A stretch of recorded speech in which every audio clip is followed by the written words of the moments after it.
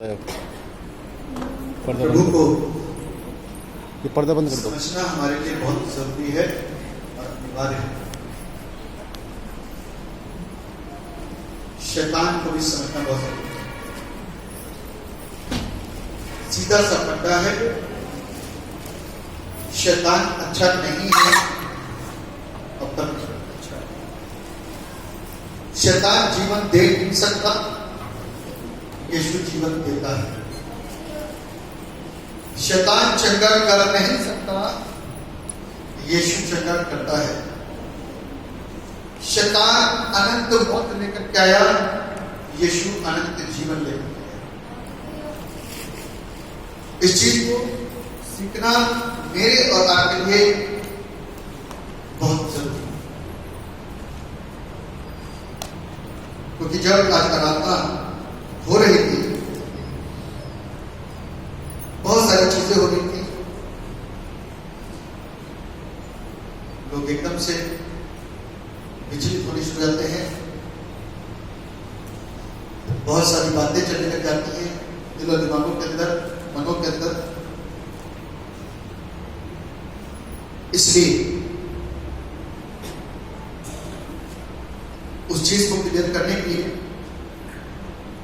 सामने आना पड़ा, ताकि आप लोगों के बीच में जो चीजें हो रही थी उसकी क्लियरिटी, उसके विषय में बताया गया।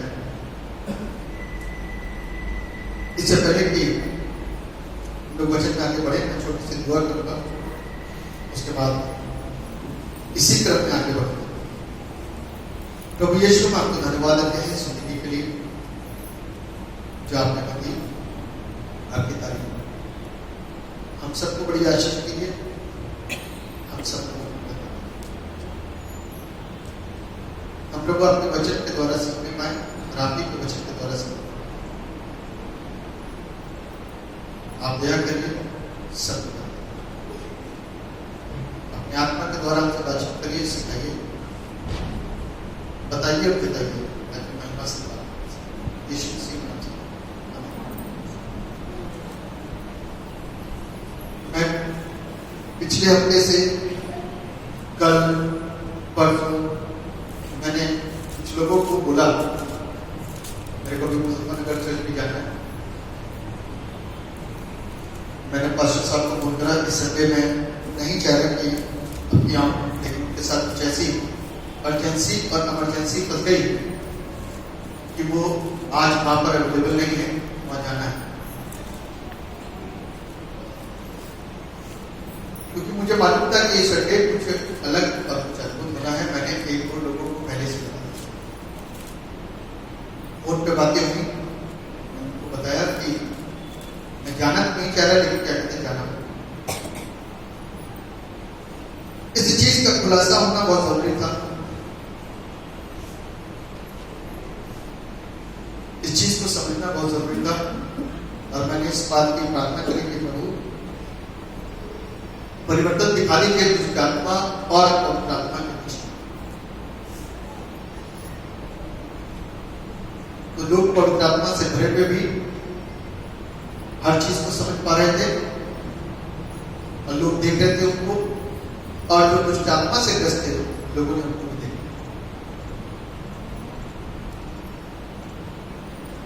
उसके बाद में समझाना मेरा कर्तव्य था, मैंने आपको समझाया।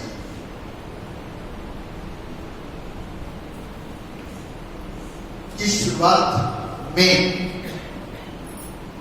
पवित्र आत्मा अपने इस जीव पर कंट्रोल नहीं करता।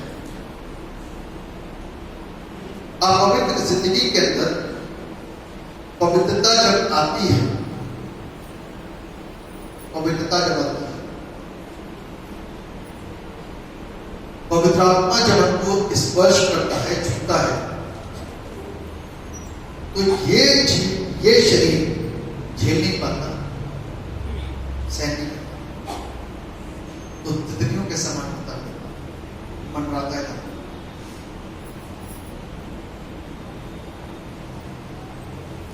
इन स्थितियों में ध्यान रखना, जो पवित्र आत्मा से भरे हुए लोग हैं, इस चीज के लिए प्रार्थना करना शैतान बहुत चालाक है, उसको हाई स्कूल पास मानना बहुत तेज है। इस स्थिति में वो हमको और आपको क्या करता है, मनों के अंदर हमारे कुछ अलग फुसफुसाने की, बहकाने की कोशिश करता है, भावनाओं में बहा देता है। सारी बातें हम परमेश्वर की सुनते चले आ रहे थे, एक समय में ओवरलुक जहां होता है वहीं पर पाप हो जाता है, वहीं पर गड़बड़ होता है। सारी बातें आलम परमेश्वर की सुनता चला आ रहा था, एक घड़ी जहां पर नजर चूकी, उपस्थिति से हटे, उसी समय में शैतान ने आकर हवा को बहका दिया, आदम को बहका दिया और पाप करा।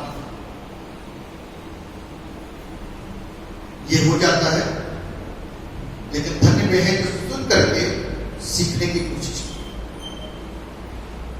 धन्य वे हैं जो सुन करके सीखने की कोशिश करते, क्योंकि शैतान वहां पर बहकाने की कोशिश करता। तू ऐसा कर दे, तू ऐसा कर दे, तू ऐसा कर दे, तू ऐसा कर दे। परमेश्वर का अधिकार नहीं है। हम पवित्र आत्मा से भरे, पतरस पवित्र आत्मा से भरा हुआ था, और जहां सेकंडों के अंदर बहका, प्रभु यीशु ने कहा शैतान दूर हो जा। पतरस ने बोला शैतान से बोला, शैतान दूर हो जा। शैतान नहीं बोला। शैतान तो मौका देखता है, एक स्मार्ट देखता है एंट्री करने के लिए, अहंकार को पैदा करने के लिए, भावनाओं में गिर जाने के लिए एक सेकंड, एक जर्रा देखता है, फटाक से पूछता है, और हमको फुसफुसा देता है और बहका देता है। लेकिन वहीं पर परमेश्वर का आत्मा हमको समझा देता है कि हम कुछ गलत और कुछ गड़बड़ कर चुके हैं। इसी चीज को आज सबक थोड़ा सा, ये हमारा विषय नहीं है, लेकिन इसको मैं लेकर के आऊंगा आपको सिखाने। जिन विषयों को आज आपके समक्ष में आरंभ में पढ़ा गया था, वो था प्रेरितों के काम की पुस्तक 4 अध्याय 32 पद से लेकर के 35 पद तक। दूसरा हिस्सा जो पढ़ा गया था वो था यूहन्ना 20:19 से 31। इनसे संबंधित जो आज का थीम है, जो आज का शीर्षक है, वो है Joy and peace, power and new life are given through the resurrection of Christ. प्रभु यीशु के पुनरुत्थान के माध्यम से हमें आनंद और शांति, सामर्थ और नया जीवन दिया गया है। काय के द्वारा? पुनरुत्थान की सामर्थ। पुनरुत्थान की सामर्थ क्या है? पुनरुत्थान की सामर्थ क्या है? जी हाँ, बिल्कुल। पिता ने पुत्र को मरे हुए में से जी उठाया। पिछले हफ्ते हम लोगों ने इस पावन पर्व को मनाया। पिता ने पुत्र को मरे हुए में से जी उठाया। मैंने पिछले हफ्ते इस बात को शेयर करा था आपके साथ में। इसमें लिखा हुआ है, यूहन्ना 20:19 में लिखा हुआ, जरा पढ़िए। उसी दिन हाँ। जो सप्ताह का पहला दिन था, हाँ। संध्या के समय जब वहां के द्वार जहाँ चेले थे, यहूदियों के डर के मारे बंद थे।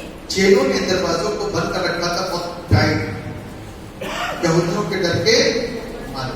क्यों? क्योंकि अभी तो यीशु मसीह का नंबर आया है, अब हमारा नंबर भी आएगा, है ना? जब किसी के साथ में कोई हादसा होता है दोस्तों के साथ में, तो एक पकड़ा जाता है तो बाकी के दोस्तों में खलबली मच जाती है। तो कोई माँ बाप उसको नाना नानी के पास, तो कोई दादा दादी के पास, तो कोई चाचा चाची के पास रवाना कर देता है, क्योंकि नंबर आने वाला है ना, क्योंकि नंबर आने वाला है। इन लोगों के अंदर एक डर था यहूदियों का, अब वो हमको भी पकड़ने आएंगे और हमको भी मार डालेंगे, हमको भी मार डालेंगे। आगे चलिए डॉक्टर पढ़ो। तब यीशु आया और उनके बीच में खड़ा होकर उनसे कहा, तुम्हें शांति मिले। बस लिखा हुआ है, संध्या के समय जब वहां के द्वार जहां चेले थे यहूदियों के डर के मारे बंद थे, तब यीशु आया। ठीक है,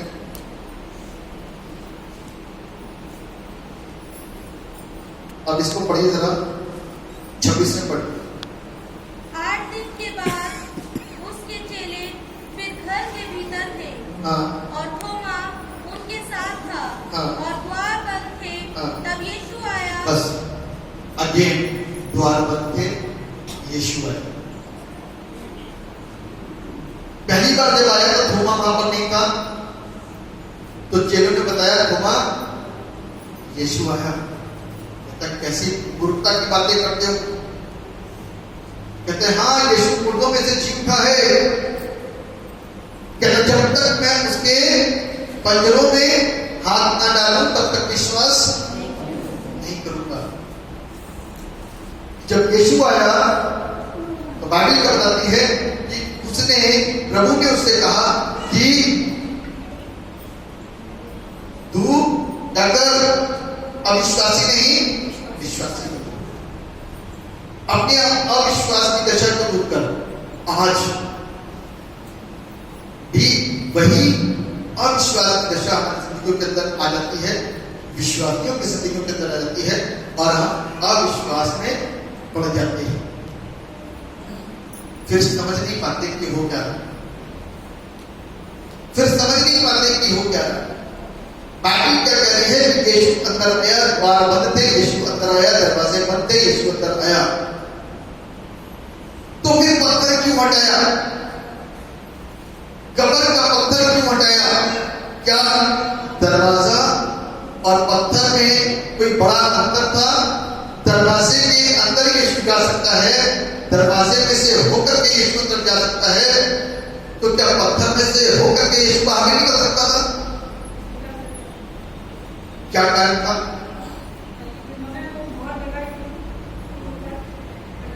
हाँ, ये कारण बड़ा खूबसूरत लिखा है। रोमी राज की मोहर उसे बंद ना रख सकती। हालेलुया। कब्र का पत्थर हटा, अंदर कोई नहीं था, कब्र खाली थी। आज खाली कब्र लिखा हुआ वहां पे, आज भी एम्प्टी टोम, खाली कब्र, खाली कब्र में से यीशु बाहर आ गया। अब वो कब्र खाली है। आज भी ये विषय प्रश्न के रूप में लोगों के दिमाग में, किनके दिमाग में? अविश्वासियों के दिमाग में, विरोधी दलों के दिमाग में, बड़े बड़े साइंटिस्टों के दिमाग में, ज्ञानियों के दिमाग में आज भी कहीं न कहीं रौंदता और चलता है।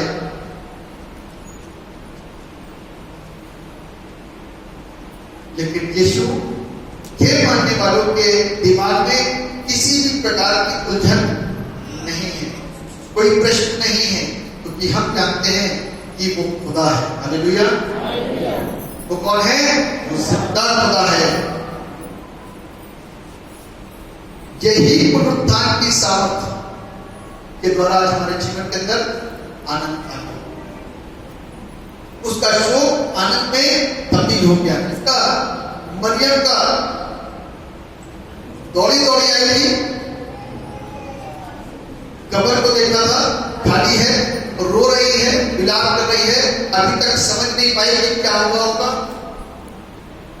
सोची कि माली आया हुआ है, उसने कहा महाजन आपको मालूम है कि वो हमारे प्रभु को कहां ले गए हैं, बता दो, मैं अपने प्रभु को अपने साथ ले जाऊं। ये स्त्री कमजोर यीशु को अपने साथ, उसकी बॉडी को अपने साथ ले जाने तक ये तैयार क्यों हुई? तब यीशु ने उससे बोला तू क्यों रोती है? तू क्यों रोती है? आज हम अपनी परिस्थितियों के अंदर, अपनी नाकामियों के अंदर हमारी प्रार्थना पूरी नहीं हो रही, उनके ऊपर प्रभु के साथ हमारे संबंध बहुत अच्छे, उसके बावजूद भी जब हमारी कोई ख्वाहिश पूरी नहीं होती उसके बाद भी हम रोते ही हैं। और प्रभु का सवाल है, क्यों रोता है और रोती है? विश्वास कर, विश्वास कर। अविश्वासी नहीं परंतु विश्वासी बन जा। तब उसने तुरंत प्रभु को पकड़ने की कोशिश करी। प्रभु ने कहा, अभी रुक जा, मैं अपने पिता के पास नहीं पहुंचा, मैं अपने पिता के पास में नहीं पहुंचा।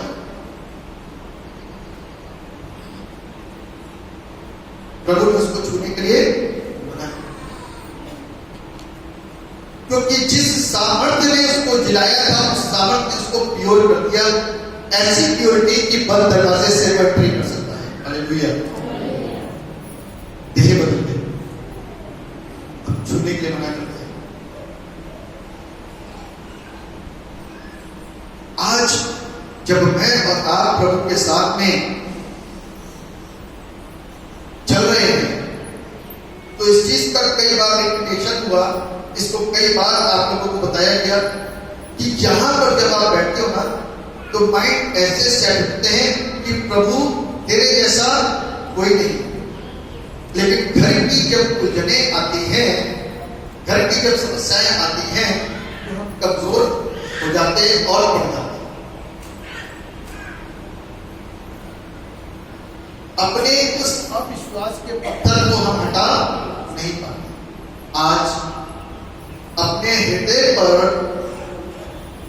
जो पत्थर पड़ा हुआ है ना, ढिठाई का भी हो सकता है, घमंड का भी हो सकता है, क्योंकि ढिठाई के पत्थर को लेकर के आप प्रभु की आराधना नहीं कर सकते, नाच नहीं सकते। घमंड के पत्थर को लेकर के आप नाच नहीं सकते, शर्म के पत्थर को लेकर के आप नाच नहीं सकते। तो दाऊद बेवकूफ था या तो फिर हम बेवकूफ हैं? दोनों में से कोई एक ना समझ है, ना समझी क्यों, उसका कारण उसके बने। जब तक हम अपने अंदर से उस शर्म को नहीं निकालेंगे प्रभु के लिए, तब तक हम प्रभु की आराधना को खुल करके कभी नहीं कर सकते, कभी नहीं कर सकते। कभी आपके पास में नरोला की वीडियोस को, आराधना की वीडियोस को देखा कितने कम लोग देखा? हाथों को दिखाई देते हाथ देखा है लोगों ने? पासवान नरोला की वीडियो देखा नहीं? देखा है, वेरी गुड। बाकी के लोगों ने देखा ही नहीं है। आराधना में डांस करते हुए देखा आपने? देखा? गरीब लोग डांस करते हैं? हाँ। एक से एक रईस पैसे वाला इंसान ईसाई डांस करते सरदार, एक से हिंदू मुस्लिम सिख ईसाई सब आत्मा में डूब करके डांस करते। ये जो धूप है ना, ऐसी धूप में वो डांस कर रहे। आप शेड के ऊपर बैठे, शेड है इसके अंदर वो डांस कर रहे, इतनी भीड़ नहीं होगी। 50, 60, 70, 80 लाख तक की भीड़ होगी डांस करने के साथ। क्या करेंगे? डांस करेंगे। उनके अंदर कौन सा मसला है? उनके अंदर कौन सा प्यार जागरूक हो गया जो हमारे अंदर जागरूक नहीं पाया? अच्छा, एक वजह हो सकती कि हम अपने लोगों के सामने डांस नहीं कर सकते, अपने परिवार के लोगों के सामने डांस नहीं कर सकते। यदि बाहर जाएंगे तो हम आत्मा में भर करके डांस करेंगे, ये भी नहीं हो सकता। लेकिन परमेश्वर हमको कहता है कि तुमने उस जगह पर मुझको ठुकरा दिया और उस जगह पर तुमने मुझको सम्मान नहीं दिया। इस चीज को हमको सीखना है वचन के द्वारा। इस चीज को हमको और आपको वचन के द्वारा सीखने की जरूरत और आवश्यकता है कि आत्मा में खो करके हमको उसकी आराधना करनी है, तभी हम प्राप्त करते हैं, तभी हम प्राप्त करते हैं, अन्यथा नहीं। दाऊद आत्मा में नाचता था, ऐसा नाचता था कि बाइबल में लिखा हुआ है कि उसके वस्त्र भी गिर गए। घबराने के काय को पागल हो गए।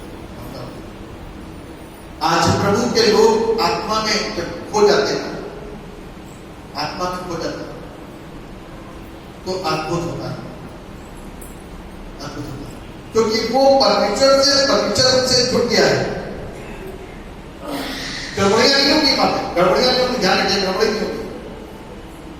सारी चीजें बेस्ट होंगी, अच्छी होंगी और दूसरों के लिए आशीषों को उत्पन्न करेंगे, दूसरों की आशीषों को बदलेंगे। बाइबल बताती है जब यीशु मसीह एंटर हुए, लिखा हुआ है यीशु ने फिर उनसे कहा तुम्हें शांति मिले, जैसे पिता ने मुझे भेजा है वैसे ही मैं भी तुम्हें भेजता हूं। सबसे पहली चीज अपनी जिंदगी को प्रभु के लिए ऑफर कर दीजिए। यीशु ने पिता की आज्ञा को माना और अपने जीवन को ऑफर किया। आज हमें भी उस पुत्र की आज्ञा को सुनकर के अपने जीवन को समर्पित करना है। अब बाइबल बताती है कि जब आप पूरे तन मन से अपने आप को समर्पित करेंगे तो परमेश्वर आपको यूं ही अकेले जाने नहीं देगा। बाइबल लिखती है 22वें पद में लिखा है, ये कहकर उसने उन पर थूका और उनसे कहा पवित्र आत्मा लो, और उन्होंने पवित्र आत्मा पाया और पवित्र आत्मा प्राप्त करने के बाद में उनका डर उनके अंदर से निकल गया। आज जो डर हमारे अंदर है, समाज का, रिश्तेदार का, पति का, बच्चों का, पत्नी का, घर के बड़े और बुजुर्गों का, वो डर निकल जाएगा। तब आप शर्मा करके, छुप करके यहां पर नहीं आओगे, तब आप बता करके आओगे। कोई पूछेगा कहां जा रहे हो तो आप बता चर्च जाते हैं। आज सबसे बताओ कितने लोग छुपा करके आते हैं, कितने लोग छुपा करके आते हैं, छिपा करके आते हैं, किसी को बता नहीं रखा कि आप चर्च जाते हैं। चलो उठाओ, नहीं चलो रहने नहीं पूछते, बड़ा मुश्किल हो जाएगा, ये प्रश्न मुश्किल हो जाएगा। लेकिन बाइबल आपको कहती है कि आपको डरना नहीं है। ये ऊपर की कोठरी में बैठे हुए डरे बैठे थे और इनका प्रभु जैसे ही इनके पास आया, इनको बताया, इनको इनके ऊपर फूका और ये पवित्र आत्मा से भर गए, वैसे ही इनका डर इनके अंदर से निकल गया। और डर निकलते ही ये कैसे हो गए? आशीषित। आप भी आशीषित हो सकते हो, डर में निकलते ही आप आशीषित हो सकते हो।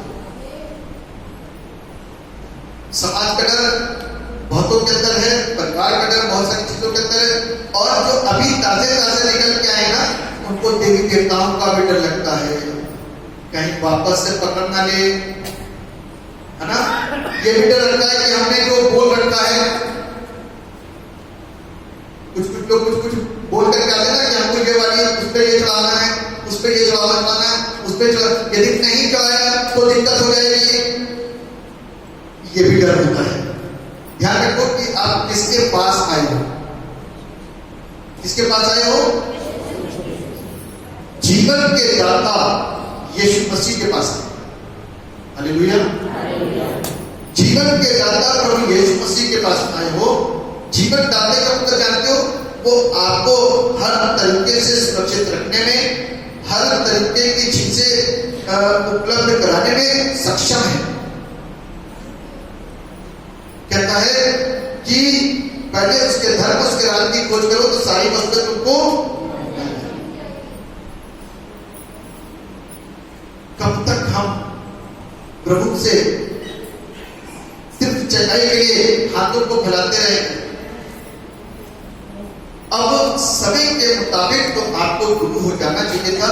अब हाथ क्यों ना फैलाइए कि हमारे लिए कोई दुआ करे, आप दूसरों के दुआ करने वाले बन जाओ। जब तक करोगे नहीं तब तक लोग जीवन पाएंगे नहीं। हालेलुया। जब तक करोगे नहीं तब तक लोग जीवन पाएंगे नहीं और विश्वास करेंगे नहीं, और वो बार बार यही कहते रहते कि हम तो पादरी साहब से ही दुआ करें। लोग यही कहते हैं हम तो भी पादरी साहब से ही दुआ करेंगे। खड़े नहीं होते। जब आपने करना शुरू करा तब लोगों ने आपसे प्रार्थना शुरू करी और आपकी प्रार्थना में प्रभाव आया, और आपकी प्रार्थना के द्वारा आपको अनुभव मिला। आपकी प्रार्थना के द्वारा प्रभु ने उसको छुआ और उसको जीवन दिया। उनको विश्वास हुआ कि इनकी प्रार्थना भी सुनी जाती है। अभी तक तो सारा दारोमदार किसके ऊपर था?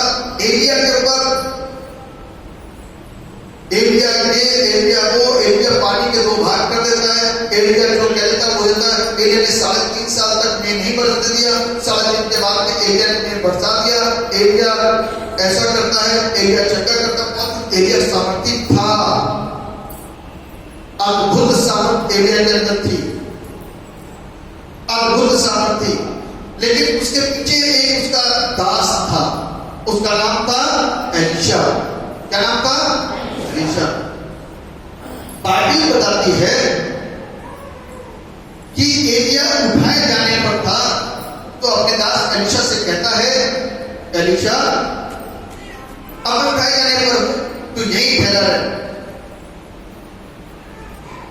है ना, यही ठहरा रहे। तो आखिरी में कौन कौन सी जगह पे गया याद है आपको? बेतेल है, यरदन पे आकर के एंड हुआ था।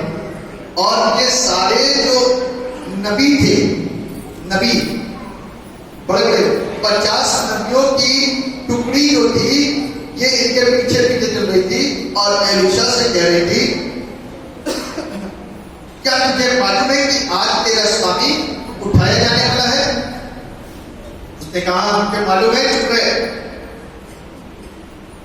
और नबी भी पीछे पीछे जा रहे थे, लेकिन यरदन पर आकर के नबी रुक गए, लेकिन एलीशा नहीं रुका। उसने कहा तेरे जीवन की सौगंध उस परमेश्वर को हाजिर नाज़िर जान के कहता तुझे छोड़ूंगा नहीं। तब एलिया कहता है तुझे क्या चाहिए, मांग ले, तुझे जो चाहिए। उसने कहा तेरी आत्मा का गुनाभार चाहिए, तेरी आत्मा का गुनाभार मुझे चाहिए। उसने कहा तुझे कठिन मांगा है। उसने कहा फिर भी यदि तू मुझे उस स्थिति में जब मैं उठाया जा रहा होगा, उस स्थिति में यदि तू मुझे देख सका तो तू आशीष को प्राप्त करने पाए। और बाइबल बताती है अग्निमय रथ और अग्निमय घोड़े आए और इनको अलग अलग किया। उससे पहले क्या होता है, यरदन नदी थी, उसको अलग करना था। उसने अपनी चादर मारी एलिया ने और उसके दो भाग हो गए, वो स्थलीय स्थल निकल गए। यरदन एक गहराई का स्थान होता है और उस गहराई में ये 50 लोगों की टुकड़ी आगे नहीं बढ़ी, वहीं रुक गई। और लिखा हुआ है अग्निमय रथ और अग्निमय घोड़े आए और उन्हें दोनों को अलग अलग करा। और इंडिया क्या हुआ, उठा लिया गया। और ये देखता रहा, हाय मेरे स्वामी, हाय रखो, हाय घोड़ो, हाय मेरे स्वामी। और देखते देखते देखते देखते एलिया उठ गया। बाइबल बताती है कि वो देख पाए, एलीशा देख पाए और उसकी चादर वहां गिरी। लिखा हुआ है कि उसने अपने वस्त्र के टुकड़े कर दिए। जो वो पहने था कौन? एलीशा। एलीशा ने वस्त्र के 2 टुकड़े कर दिए और एलिया की चादर को अपने ऊपर ले लिया। और लिखा हुआ है जब यरदन पर से वापस आना था तो 50 लोगों की टुकड़ी देख रही थी। अब इसकी दुआ में काम होता है कि नहीं, इसकी दुआ कामयाब होगी कि नहीं। एलीशा भी ट्रेन हो चुका थे अपने एलिया को देख देख करके, अपने स्वामी को देख देख करके। एलीशा ने तुरंत उसकी जो चादर गिरी थी उसको ऐंठा और ऐंठ करके उसने उस यरदन नदी पर मारा और मारते ही पानी को भाग गया। हालेलुया। दुआ सुन ली गई, दुआ सुन ली गई और लोगों ने देखा हाँ एलिया का परमेश्वर भी एलीशा के साथ में है, अब डरने की जरूरत नहीं है। मीन्स जब तक आप प्रार्थना करोगे नहीं, जब तक कोशिश करोगे नहीं, जब तक पीछे आओगे नहीं, जब तक सीखो नहीं, जब तक इम्पार्टमेंट लो नहीं, तब तक आशीष मिलेगी नहीं। जब आपने अपने ऊपर इन आशीषों को ले लिया तो इस बात को ध्यान रखिएगा कि परमेश्वर का काम आपकी जिंदगी के अंदर अद्भुत रीति से हो जाएगा। आप प्रार्थना करोगे, लोग जीवन पाएंगे और 50 लोगों की टुकड़ी देखेगी, हाँ भैया इसकी दुआ भी सुनी जा रही है। इसके लिए हमें अपने आप को ऑफर करना है। यहाँ पर लिखा कि पिता ने जैसे मुझे भेजा मैं तुम्हें भेजता हूं। और प्रभु यीशु मसीह ने आपको भेजने से पहले सहायक पवित्र आत्मा को देते हैं चेलों को, और वही सहायक आज हमारे बीच में काम करता है, अर्थात पवित्र आत्मा। और हम और आप पवित्र आत्मा में होकर के आनंदित हो जाते हैं। जो आनंद को अभी आप देख रहे थे, जो आनंद को आप सुन रहे थे, हम पवित्र आत्मा में होकर के आनंदित हो जाते हैं।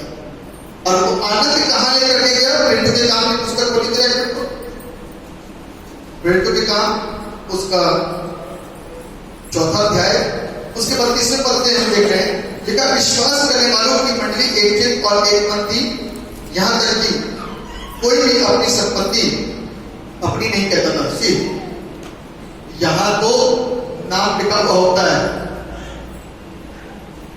कोई भी अपनी संपत्ति को अपनी नहीं कहता था। क्या कारण है कि कोई अपनी संपत्ति को अपनी नहीं कहता था? क्या वजह हो सकती है? बिल्कुल, क्योंकि वो कैसे थे? परमेश्वर के रूह के द्वारा एक हो चुके थे। अब तुम यूनानी नहीं रहे, यहूदी नहीं रहे, क्रेती नहीं रहे, ये नहीं रहे, वो नहीं रहे, अब तुम नई सृष्टि बन चुके हो। Now you are new creation in one. अब तो एक थे, इसलिए लिखा हुआ कोई अपनी संपत्ति को अपनी नहीं कहता था, परंतु सब कुछ साझे में था। प्रेरित बड़ी सामर्थ्य से प्रभु यीशु के जीवने की गवाही देते रहे और उन सब पर बड़ा अनुग्रह था। उनमें कोई भी दरिद्र न था, क्योंकि उनके पास भूमि या घर थे। जिनके पास भूमि या घर थे वे उनको बेच बेच कर बिकी हुई वस्तुओं का दाम लाते और उसे प्रेरितों के पांव पर रखते थे, और जैसी जिसकी आवश्यकता होती थी उनके अनुसार हर एक को बांट दिया। ये हुआ पवित्र आत्मा की सामर्थ का असर कि परमेश्वर के भवन में किसी भी भली वस्तु की कमी ना रहे। और वहां से उन लोगों को जो किसी भी प्रकार के फाइनेंशियली कमजोर थे, माली हालत उनकी कमजोर थी, खाने को नहीं था, फसल नहीं हुई थी, कुछ भी एक्सपेंसिव, वहां से वो अपनी पूर्ति करते थे। सब एक समान थे, कोई छोटा बड़ा नहीं था, दरिद्र नहीं था, सब अच्छे थे, क्योंकि परमेश्वर उनकी फसलों को भी आशीषित करता था, उनके बिजनेस को भी आशीषित करता था, उनके हर एक सोचों को आशीषित करता था, और अद्भुत था वो बढ़ते जा रहे थे। क्यों हुआ? क्योंकि वो पवित्र आत्मा से भरे गए। पवित्र आत्मा से भरे हुए व्यक्ति के पास में आओ और उससे सीखो। वो साधारण नहीं है, वो असाधारण। हालेलुया। पवित्र आत्मा वाले व्यक्ति के पास में आओ, उससे सुनो और उससे सीखो, अनुभव लो क्या होता है उस वक्त में। तो वो अपने आनंद को आपके साथ में बांटेगा, अपनी खुशी आपके साथ में बांटेगा, और वो रुकेगा नहीं, आपको रोकना पड़ेगा। क्योंकि इतना आनंद उसके अंदर है ना, उसके अंदर इतना आनंद है। इसलिए हमको और आपको अपनी जिंदगी परमेश्वर को ऑफर करना है। यीशु ने तो अपना जीवन पिता की आज्ञा के अनुसार सौंप दिया और हमको और आपको आदेश दिया कि हम और आप भी अपनी जिंदगी को खुदा के हाथों में सौंप दें, तब हम और आप आशीषित किए जाए। परमेश्वर हम सबको आशीषित करें, हमारे विश्वास को बड़ा करें और हम सबको अपनी महिमा के लिए बहुतायत के साथ में इस्तेमाल। आइए जीवित और समर्पित पिता परमेश्वर, हम आपको धन्यवाद देते हैं आपके तमाम आशीषों के जो आपने दी, आपके नाम हम सबको बरकत दीजिए और अपनी महिमा के लिए पूरे वक्त प्रभु आप ही के चरणों में सौंपते हैं, अपनी जिंदगी को प्रभु आप ही के चरणों में सौंपते। इस दुआ को उद्धार करने वाले एकमात्र जीवित और समर्पित प्रभु यीशु नासरी के नाम में होकर के मांग लेते हैं, जैसे सुनिए और